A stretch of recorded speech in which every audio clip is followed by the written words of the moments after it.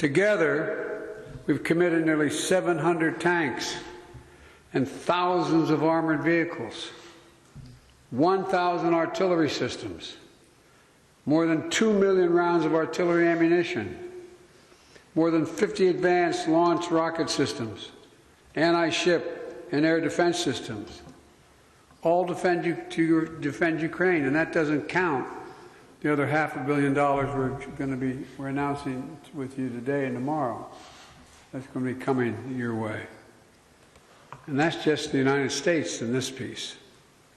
And just today, that announcement includes artillery ammunition for HIMARS and howitzers, more javelins, anti-armor systems, air surveillance radars to help protect Ukrainian people from aerial bombardments.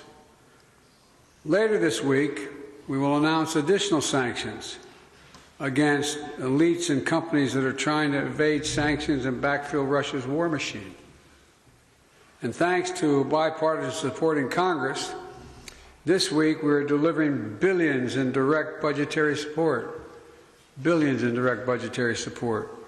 which the government can put to use immediately and help provide for basic services of citizens. The cost that Ukraine has had to bear has been extraordinarily high, and the sacrifices have been far too great. They've been met, but they've been far too great. We mourn alongside the families of those who've been lost to the brutal and unjust war. We know that there'll be very difficult days and weeks and years ahead. But Russia's aim was to wipe Ukraine off the map. Putin's war of conquest is failing. Russia's military has lost half its territory it once occupied. Young, talented Russians are fleeing by the tens of thousands, not wanting to come back to Russia. Not just fleeing from the military, fleeing from Russia itself, because they see no future in their country.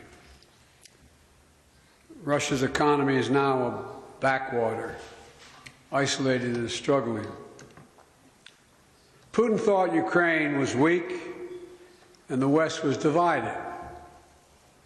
As you know, Mr. President, I said to you in the beginning, he's counting on us not sticking together. He was counting on the inability to keep NATO united. He was counting on us not to be able to bring in others on the side of Ukraine. He thought he could outlast us. I don't think he's thinking that right now. God knows what he's thinking, but I don't think he's thinking that. But he's just been plain wrong. Plain wrong. And 1 year later, the evidence is right here in this room. We stand here together. Mr. President, I'm delighted to be able to repay your visit to our country. In Washington, not long ago, you told the Congress, quote, "We have no fear, nor should any in the world have it," end of quote. You and all Ukrainians, Mr. President, remind the world every single day what the meaning of the word courage is. From all sectors of your economy, all walks of your life. It's astounding. Astounding.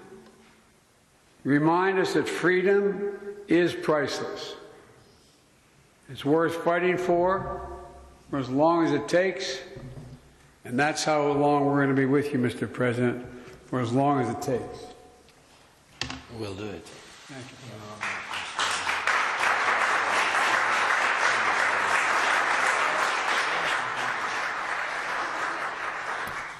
As long as it takes, President Biden's final words at that joint news conference with President Zelensky of Ukraine.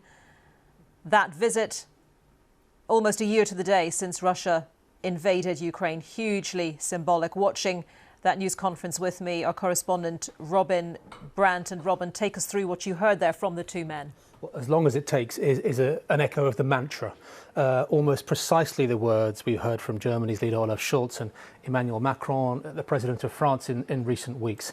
And that is probably the most important takeaway from this visit. President Biden not just addressing his Ukrainian counterpart there, but also addressing the people of Ukraine, addressing Vladimir Putin in Moscow, and the American people as well. Remember, domestic political support for this is crucial.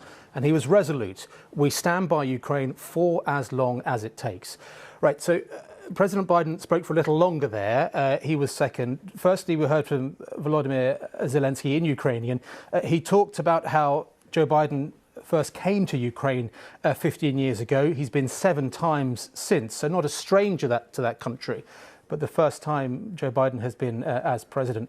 Zelensky said that the negotiations between the two men have been very fruitful. He talked about how the visits over the years have helped to solidify resilience in terms of Ukraine's position, its standing, its confidence now.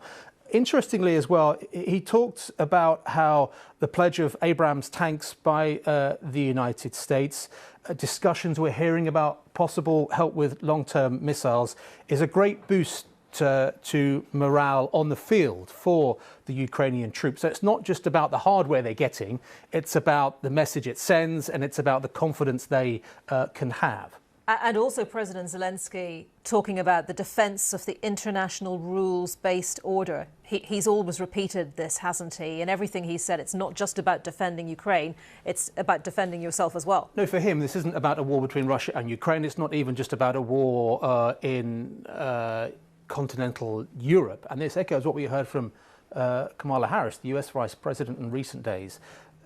Ukraine, some in the US and others elsewhere, see this as a threat to global stability, and Russia's aggressive acts, they believe, are a threat to the whole global order, certainly as those in Paris, London, Berlin and Washington see it. Let's just quickly recount what we heard from President Biden in his comments. He recounted the night of the invasion and how a kind of an exhortation came down the phone from President Zelensky to gather the leaders of the world.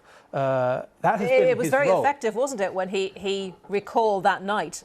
Yeah, and that has been his role. I mean, he's almost rallier in chief, and he went on to talk about his success, frankly, and others around him, of rallying the world around this cause of defending Ukraine and defending the values that they believe are under threat. He went on to talk about how almost a year on from the beginning of this invasion, Kyiv stands, democracy stands. He repeated the belief that the US administration now has that Russia has committed war crimes during this invasion. In terms of confidence in Ukraine's ability to, frankly, win the war, President Biden said he believes Ukraine is succeeding. And, quote, he is confident that they will prevail.